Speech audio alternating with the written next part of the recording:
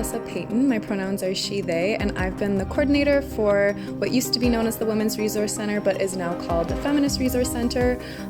It was 2 years in August, so I'm going into my third year of being coordinator here. There's a lot of different ways I support survivors in my role. So as coordinator, I'm responsible for kind of leading the team through all of our research, advocacy, communications, and events projects. So we have volunteers who are mobilized to do research on sexual violence prevention, domestic violence prevention, specifically on campus. That kind of informs our advocacy campaigns as well.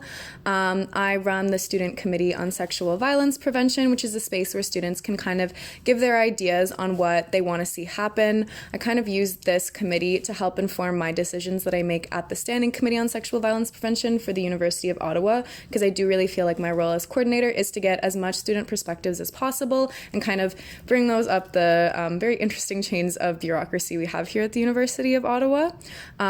Those are more kind of, I guess, the advocacy side of things. I would say the biggest thing that we do to support survivors of sexual violence is we offer active listening services. Active listening is kind of like, we're not trained counselors, but we're trained in safe talk, assist, and active listening. So we are able to kind of listen to things that students are going through. I would say up to 85% of our active listening requests are for survivors of sexual violence.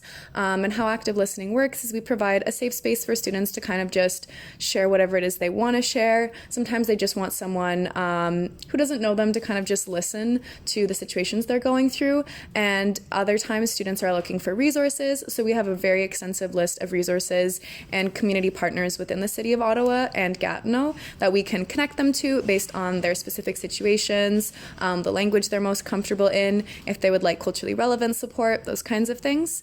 And then we also offer a Survivors Circle, which is a drop-in support group for survivors of violence and trauma. It's not specified to just sexual violence or domestic violence. It's kind of inclusive for all survivors of violence. That takes place weekly, and it's kind of like a guided space where we have like a theme every month. So some themes that we've had in the summer were boundaries for survivors, coping with your story, those kinds of things. And it's kind of just a safe space where people feel like they can be supported by other survivors, talk about their experiences, and kind of like heal together as a collective. And then we do have partnerships with different organizations in the city where we'll create like therapy-led support groups for survivors of sexual violence as well. So when you open the door, I guess you'd be greeted by there's usually two people sitting at the desks at the front of the door. Sometimes they're one of our staff. So like I said, we have 4 staff positions. So there's myself as coordinator, we have a volunteer supervisor, we have an event supervisor, and we have a community communications and mobilization supervisor. We also have a list of internal affairs volunteers that will also sometimes be sitting at the desk. They'll be there to greet you. If you have any questions, they'll be there to answer any of those questions. And then oftentimes in the space we're sitting in right now, students are welcome to study in here, to drop in, to hang out with friends. This space right here is also where Survivor Circle is. So it takes place right in the office, in the couch space. And yeah, we really do strive to provide kind of a safe and comfortable environment for students so that they feel like they have somewhere on campus they can come to. I think a big thing, honestly, that people might not realize is a lot of people just want to know what they can do, which it sucks. But if you've ever been a student, you're kind of always thinking about like, how can I complete my degree? And when you're faced with something like that, it's incredibly traumatic and it's very difficult to continue. And it's very difficult to know, like, can I defer an exam? Can I get more time on an assignment?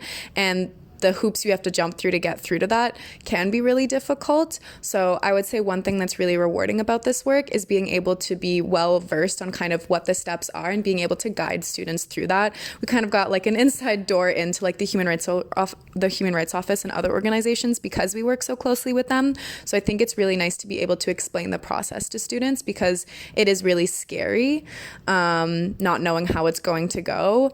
The other thing is a lot of survivors aren't looking for formal supports. They don't really want to go to like a support group where you have to share your story and come every week and that kind of thing. I've really seen a lot of people be really involved in Survivor Circle. They kind of like that it's student-led. I'm actually the one that leads Survivor Circle. So it's a little more casual, a little bit more informal, and it kind of gives people a space to be surrounded with other survivors without the pressure of like tell us your story kind of thing. Like, everyone knows that everyone there is a survivor, but it's kind of up to them what they choose to share. So I think that's something that I'd like to see other organizations maybe tackle a bit more, is having those kind of informal drop-in spaces, because I really do think, from what I've seen at least, that's something that survivors could really benefit from.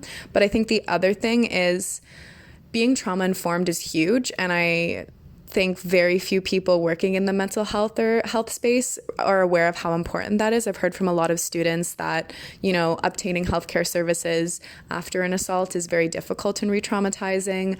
Even finding access to counseling services that is keeping in mind the experience of a survivor is also really hard to find.